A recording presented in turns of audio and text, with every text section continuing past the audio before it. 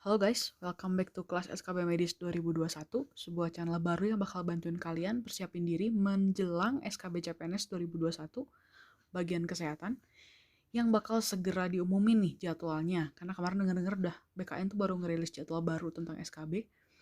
Jadi kita semakin semangat buat belajar dan mempersiapkan diri untuk menghadapi ujian yang kira-kira bakal jatuh di bulan November atau Desemberan lah ya. Tergantung instansi masing-masing, oke? Jadi di video kali ini aku bakal bahas tentang SDGs di Indonesia. Jangan pusing dulu teman-teman, karena kalau ingat-ingat SDGs tuh kita pasti kebayangnya 17 target dan 169. Wah, enggak sih, kita gak akan bahas sebanyak itu. Kita coba bakal bahas 4 yang di bidang kesehatannya aja. Jadi tenang aja, jangan stres dulu.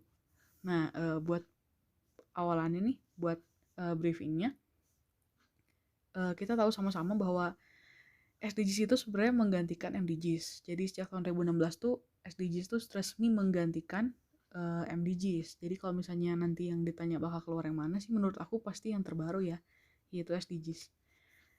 Nah, si SDGs ini berisi 17 tujuan dan 169 sasaran pembangunan. Tujuannya tuh menjawab ketertinggalan pembangunan negara-negara seluruh dunia, baik di negara maju dan negara berkembang. Nah, kayak tadi aku udah bilang, kita nggak akan bahas 17-17-nya, apalagi 169-nya, itu bakal pusing banget dan video ini nanti nggak akan beres-beres. Jadi kita bakal bahas 4 aja, simple, yang di bidang kesehatan. Sebelum kita masuk ke sasarannya, ke tujuan-tujuannya, kita masuk dulu ke prinsipnya. Jadi SDGs ini punya 3 prinsip dasar. Yang pertama adalah universality, yaitu dilaksanakan oleh dunia dengan tujuan dan sasaran yang transformatif, berpusat pada manusia komprehensif dan jangka panjang. Nah, terus yang kedua, integration, yaitu dia dilaksanakannya secara integrasi atau rame-rame nih pada semua dimensi, yaitu di sosial, ekonomi, dan lingkungan yang saling berkaitan satu sama lain. Yang prinsip ketiga namanya no one left behind, yaitu dilaksanakan dengan melibatkan semua pemangku kepentingan serta memberi manfaat untuk semua, terutama yang rentan.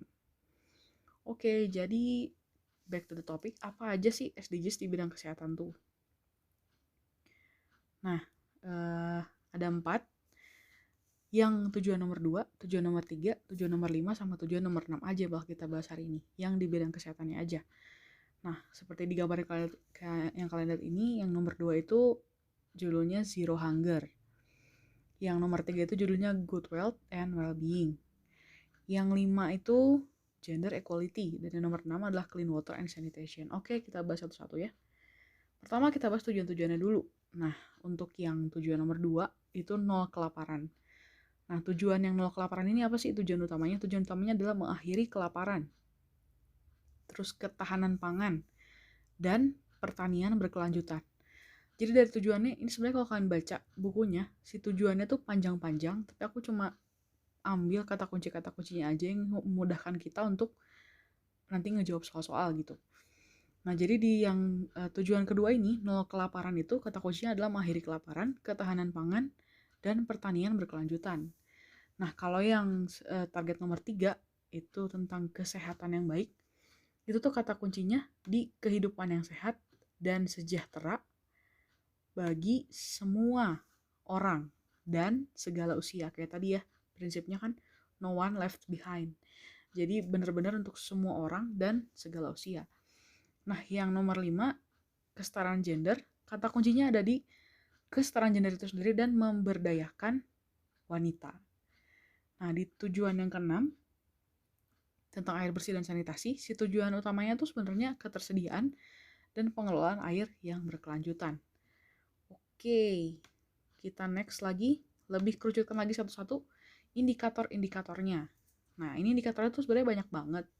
Tapi sekali lagi, aku cuma bakal ngambil indikator-indikator yang menurut aku bakal lebih mudah buat kita mengidentifikasi setiap tujuannya. Jadi kita buat simple aja. Nah, sekarang yang nomor 2 ya, kita zoom ke indikatornya. Nah, indikator yang SDGs kedua itu, indikator satunya adalah tahun 2030 dia akan mengakhiri kelaparan. Jadi kita nih Indonesia punya target 2030 itu untuk mengakhiri kelaparan dan menjamin akses pangan yang aman, bergizi, dan mencukupi. Nah, indikator yang keduanya mengakhiri segala bentuk malnutrisi. Jadi nanti kalau misalnya kalian dapat soal tuh, indikator yang ada kata-kata kelaparan-kelaparan atau malnutrisi udah dijamin, itu sih jawabannya SDGs nomor 2. Nah, kalau yang SDGs nomor 3 gimana sih, Kak? SDGs nomor 2. Yang nomor 3 itu ada 5 indikator utamanya yang aku ambil ya, yang bakal jadi kata kunci untuk memudahkan kita. Nah, indikator kesatunya itu mengurangi angka kematian ibu di bawah 70 per 100 ribu KH. Kemudian yang indikator keduanya, mengakhiri kematian bayi dan balita. Indikator ketiganya, mengakhiri epidemi AIDS, TB, dan malaria. Indikator keempat, mengurangi sepertiga kematian prematur akibat penyakit tidak menular. Sementara indikator kelimanya, memperkuat pencegahan dan perawatan akibat penyalahgunaan zat, narkoba, dan alkohol. Next, kita zoom lagi ke SDGs yang kelima. Aku ambil 2 indikator utama yang paling mencolok banget, yang bakal memudahkan kita untuk membedakan antar SDGs-nya. Indikator pertama yaitu akses pada pelayanan kesehatan dan reproduksi. Jadi kalau misalnya ada indikator yang berbau-bau reproduksi dan kesehatan seksual, itu langsung aja tembak SDGs nomor 5, guys. Indikator keduanya, pendidikan dan informasi kesehatan seksual dan reproduksi pada wanita dan remaja. Oke, nggak kerasa nih kita udah masuk ke SDGs yang terakhir. Ini udah jelas banget sih kata kuncinya. Kalau ada kata-kata air bersih dan sanitasi itu udah pasti SDGs nomor 6. Yang indikator satunya adalah akses pada air bersih dan akses pada sanitasi dasar yang layak. Oke, jadi gimana guys? Simple kan? Sebenarnya SDGs tuh nggak usah dibawa rumit, karena nanti pun yang kita hadapin tuh CAT kan, alias pilihan ganda. Jadi ambil aja kata-kata kuncinya, nggak usah dihafal mati, nanti kalian stres sendiri. Jadi pesan aku, yuk sama-sama belajar dan mempersiapkan diri dengan maksimal, supaya nanti kita bisa jadi top scorer di SKB dan masuk ke formasi yang kita inginkan dan penempatan yang kita inginkan juga. Thank you for udah ikutin aku dari menit-menit awal sampai sekarang. Udah nyimak video sampai akhir. Semoga bermanfaat buat kalian mempersiapkan diri untuk SKB CPNS 2021 Kesehatan Umum. Jangan lupa subscribe, like supaya aku makin semangat bikin video-video berikutnya. Thank you, bye.